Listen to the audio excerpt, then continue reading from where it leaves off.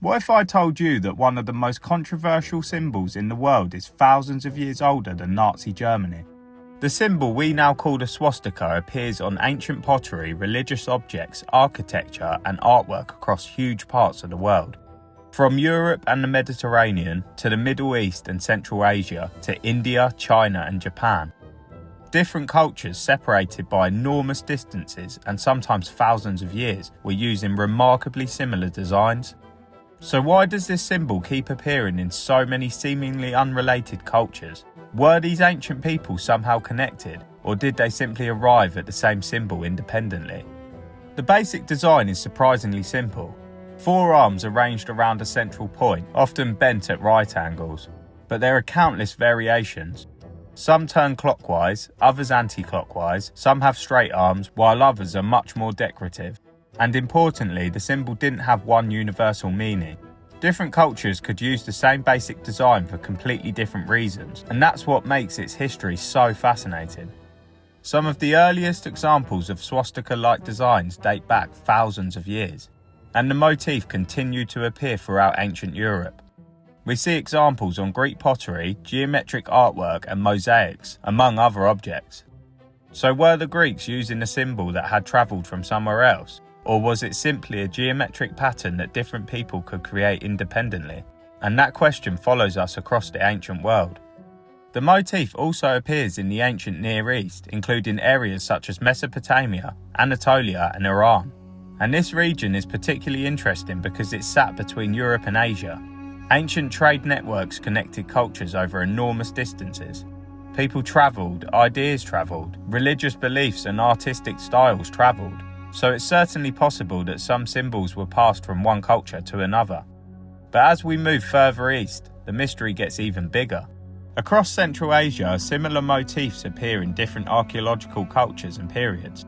And geographically, this region forms an enormous bridge between Europe, the Middle East, India and East Asia. So when you put these locations on a map, you can actually see a potential route through which ideas and symbols could have travelled. But that doesn't prove that's what happened, because eventually we reach cultures separated by enormous distances, and the same basic design appears again. In India, the swastika has an especially long and important history. It's been used within Hinduism, Buddhism and Jainism, traditionally carrying positive associations such as prosperity and good fortune. And unlike in much of the Western world, the symbol never became permanently associated with the Nazis. It remains a living religious symbol today, which is fascinating when you consider that the exact same basic shape can have such a completely different meaning depending on where you are in the world. But the story doesn't stop there. The symbol also became important in China, particularly through Buddhism.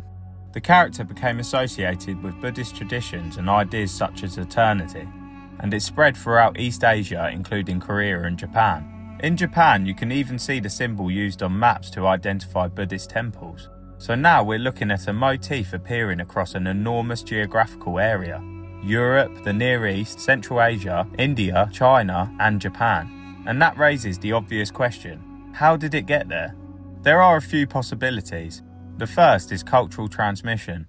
Ancient people weren't as isolated as we sometimes imagine. Trade, migration and expanding empires allowed ideas and symbols to travel vast distances. So perhaps some examples really are connected. But there's another possibility. Independent invention. The swastika is a relatively simple geometric shape. 4 arms rotating around a central point could potentially be created independently by different cultures. And it may have reminded different societies of things like the sun, rotation, cycles or movement. So perhaps there isn't one single origin story. Some examples may have spread between cultures, while others may have been independently created.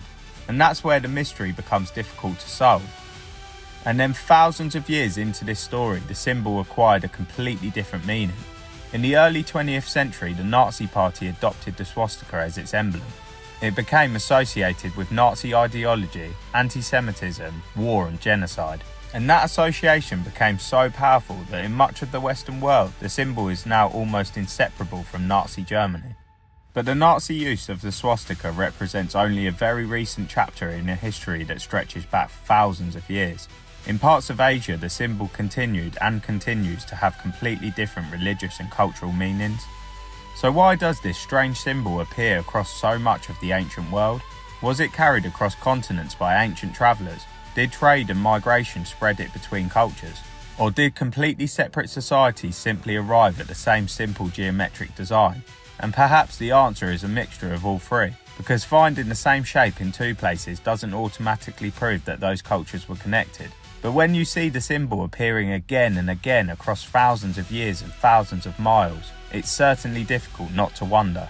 The swastika has survived through countless cultures, taken on completely different meanings, and eventually became one of the most controversial symbols on Earth. So when you see an ancient swastika carved into pottery, stone, or a religious object, are you looking at evidence of an ancient connection, or simply one of those strange patterns that humans have independently created again and again? So, what do you think? Let me know in the comments, and if you enjoyed this video, please drop a sub and a like to unlock more of your curiosity.